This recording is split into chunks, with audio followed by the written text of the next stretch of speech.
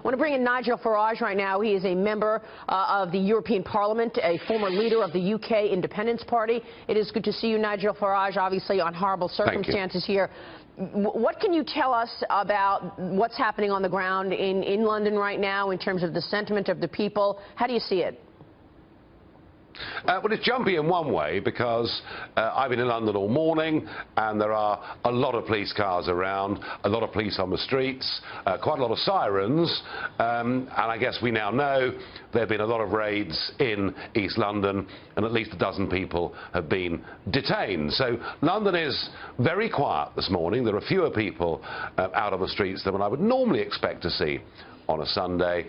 I mean, generally, people do in this city, and don't forget we had the threat of IRA terrorism, long before this, people generally do respond incredibly well, despite the horrors that have taken place. But I do detect there is one slight change of attitude. And that is that every time one of these things happen, our leaders show their regret, their sorrow, their astonishment, and their shock. And I think we're a little bit less shocked than we used to be. We're kind of getting used to this, which is very, very bad news indeed. And I think people are beginning to say, what are our leaders actually going to do? Just expressing sorrow, just talking and using words like solidarity simply isn't enough. And Maria, I'll make this prediction. Right. Theresa May has spoken. Theresa May has spoken outside the steps of Number 10 today, and she's actually used the phrase Islamic terrorism. Now, I think that in itself may well be a first, because many of our politicians have been in denial, as indeed Hillary was, on this point. Yeah. But unless people see some really concrete action is going to be taken, then I think the calls for interning thousands of suspects will grow louder and louder. Well, let's talk about that. What kind of concrete action do you want to see, Nigel? Because you think about the fact that we had the Westminster Bridge attack in March, followed up by the Ariana Grande attack last week, the concert. Now this, 3 attacks in 3 months. What concrete action do you want to see that we're not seeing coming out of the UK? I want to hear that in our state-run schools and prisons, which we're in charge of, we are absolutely going to make sure that radicalisation doesn't take place. I want to hear that in the mosques in this country, we will actually be unafraid to kick out of this country people who go in there and preach hate, because frankly we've been too politically correct to do any of that. And I also want to hear, which I heard a bit of from the Prime Minister, that we do want to try, if we possibly can, to stop some of this stuff being there, freely available on the internet. I mean, that is an absolute minimum. But what really angers people is, for example, 2 or 3 years ago, I was part of a campaign that said if anybody left this country and fought in Syria for ISIS, they should be stopped from getting back into Britain. And you know something? 400 people have returned to Britain, having been radicalised further and brutalised in Syria. 400 have been let back in, and only 1 has been stopped. And that's why, Maria, I say, we don't want words. We don't just need the Prime Minister outside Number 10 Downing Street saying enough is enough.